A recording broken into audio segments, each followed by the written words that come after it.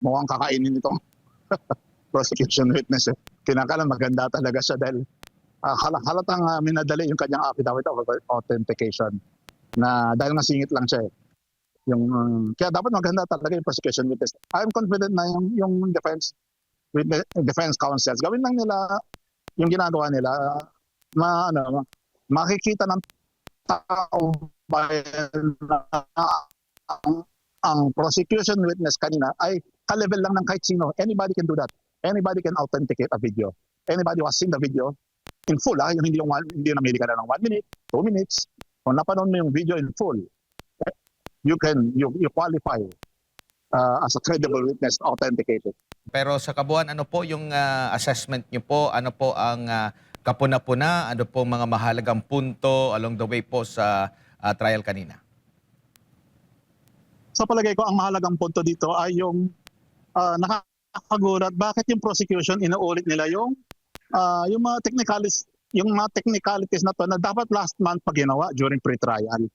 At nung pinagmamasdan ko, ang napansin ko, nililihis yung attention. Dito sa video, yung video na to about mahaba yung video na ito.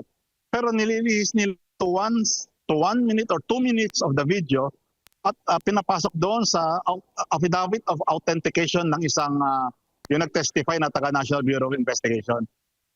Mahalaga ito kasi doon sa pinili nila 1 minute segment or 2 minute segment ay nawawala yung nag-iiba yung naratibo. Kasi kung yung kabuuan ng video ang panonoorin, kung naaalala nyo, ito yung gabi na tinotorture si Sara. Pinatay lahat ng ilaw doon sa House of Representatives at gusto nilang hindi malinaw kung anong gagawin kay Yusek Lopez. May konteksto yun eh. Doon sa video na yun, handa si Sara na mamatay. Papatayin siya eh. So, naalala nyo, di ba? Patay na ilaw at lahat at hindi malinaw kung ano nangyari kay Yusek Lopez. Ginugupit yun, ini-edit out yun. Sinisiksik doon sa isang affidavit of authentication na 1 minute lang at doon gumagawa ng naratibo itong prosecution witness. Iba ang konteksto ng ano talaga yung evidence na yun, yung audiovisual evidence na yun na napanood naman na napakarami.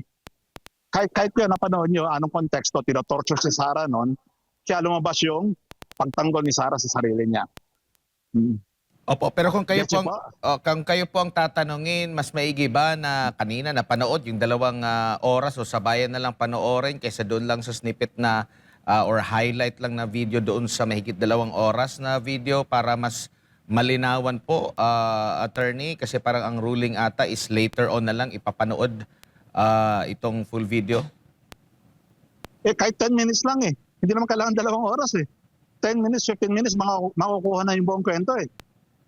Tapos yung pinili nila ng 1 minute, sabi nila 2 minutes, pero 1 minute sa bilang ko, no? Parang pinapalabas na hindi self-defense ang ginagawa ni Sara. Pero kung kahit yung 10 o 20 minutes lang ipalabas nyo, makikita nyo doon yung tapang ni Sara. Kahit mamatay siya sa gabingan, palaban siya. Basta mailigtas lang niya yung mga inosente katulad ni Yusek Lopez. No? Ayaw ipakita yon ng prosecution. Ayaw nila ipakita na yung tapang ni VP. Ang gusto nila ipakita, galit na siya at lumalaban na kung patayin siya ng gabingan, gagante yung multo niya. Parang ganun, yung impossible crime nga.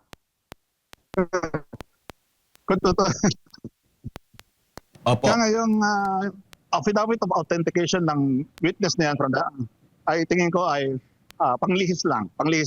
Dahil yung naratibo medyo, kung base sa pre-trial order na last month, kung susundan yon, di makikita natin yung buong konteksto. Tingin ko iniiba yung konteksto para ilihis at gagawing short reels o gagawing pag-TikTok.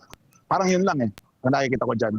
Opo, attorney, yung naging witness po ba ng prosecution ay kumbaga may bigat? Kasi ang nangyayari, siya po yung nag-authenticate, siya daw yung gumawa. Pero ang natatanong siya yung natatanong kung meron bang kasalanang ginawa ang pangalawang Pangulo, siya yung nag-iimbestiga.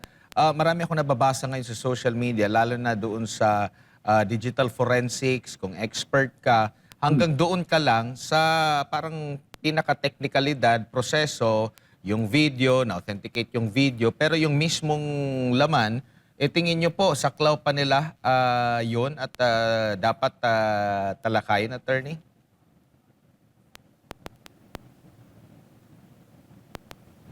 Wala bang bigat? Kahit sino ba, kahit kayo, pwede kayo mag-testify eh. Pwede kayo, kung ano yung testimony ng taga-NBI kanina, kahit any ordinary person na nakapanood ng video, pwede gawin yun. So walang, he doesn't occupy a higher position or he doesn't have more credibility than anyone else. Any anchor in SMNI can do that. Ang mas mahalaga dyan, yung video mismo. Yung video mismo ang mas mahalaga dyan, hindi yung nag-authenticate. Kahit ako, kahit kaya ko mag-authenticate, kahit kayo dyan, pwede kayo mag-authenticate. So wala, it doesn't add to the credibility.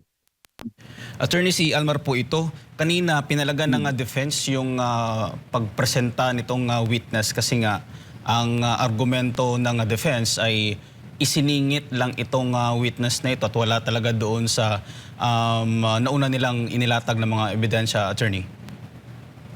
Yes, isiningit. May pre-trial order. May pre-trial na halos isang buwan sila nag-pre-trial last month, di ba?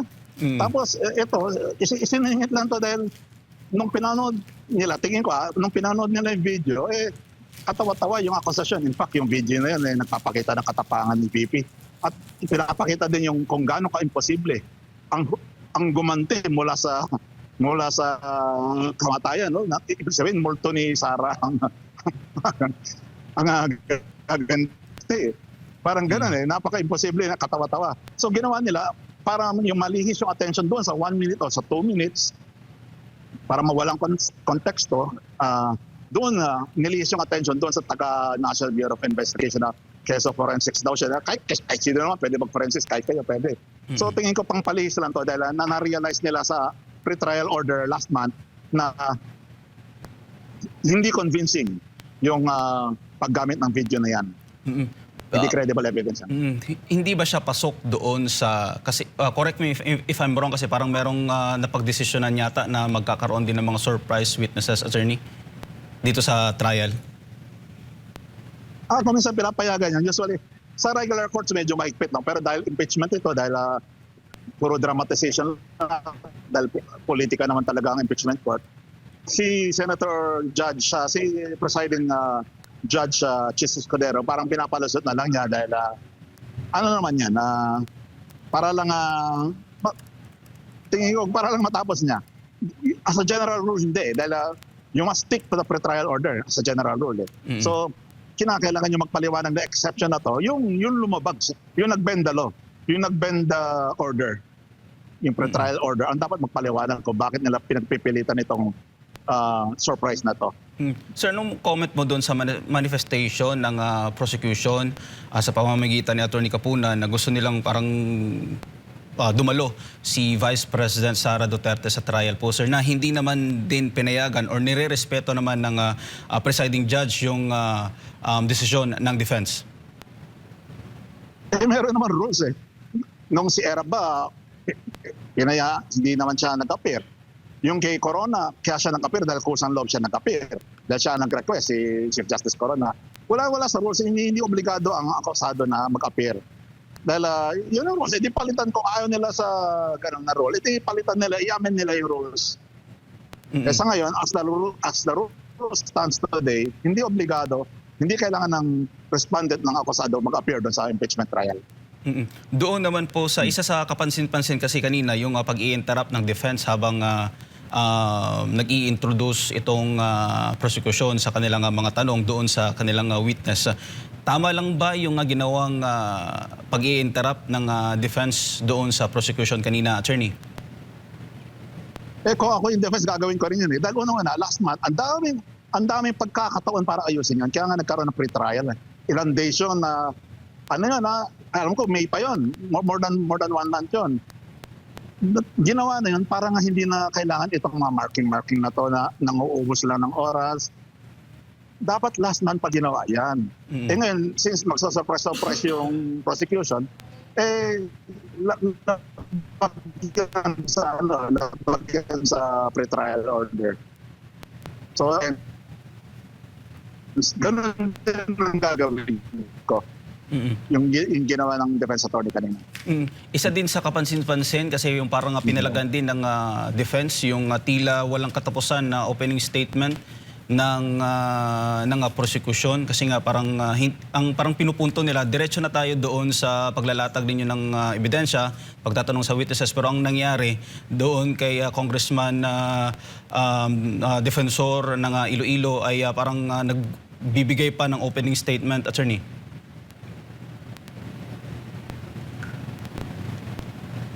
Grandstanding na lang yun. Hindi naman kailangan yun eh.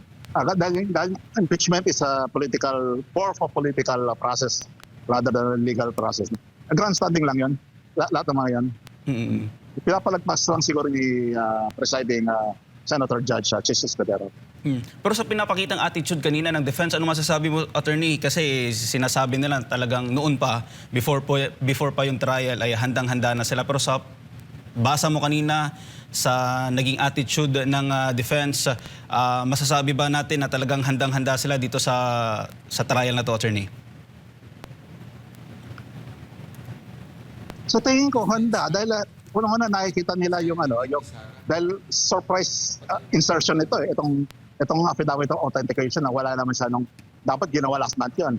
Pero gaps yung halimbawa, napuna na may inattach ka na USB kunwari, tapos pag nung chinek nila, wala naman pala.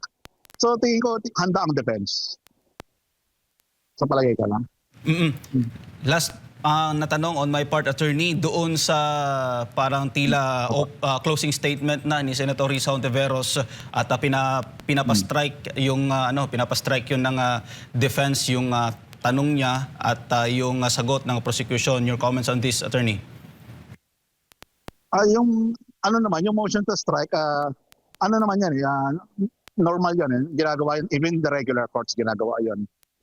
Pero dahil nga tingin ko nga ito nga dahil nga this is more of a political process, at kaya pinapalusot yun. Pero kung sa regular courts, regular criminal courts ginagawa yun, nako, mahigpit yung mga judges sa mga regular courts. Hindi pinapalusot yun.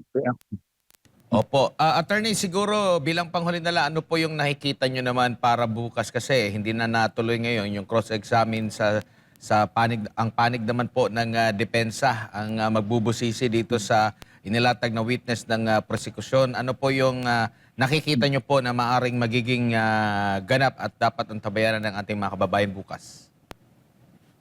Baka ang nakikita ko bukas mukhang kakainin itong prosecution witness Kinakalan maganda talaga siya dahil halatang minadali yung kanyang affidavit of authentication na dahil nga singit lang siya kaya dapat maganda talaga yung prosecution witness. I'm confident na yung defense counsels gawin lang nila yung ginagawa nila makikita ng tao na ang prosecution witness kanina ay ka-level lang ng kahit sino. Anybody can do that. Anybody can authenticate a video. Anybody who has seen the video in full, yung hindi namili ka na ng 1 minute, 2 minutes. Kung napanood mo yung video in full, you qualify as a credible witness authenticated.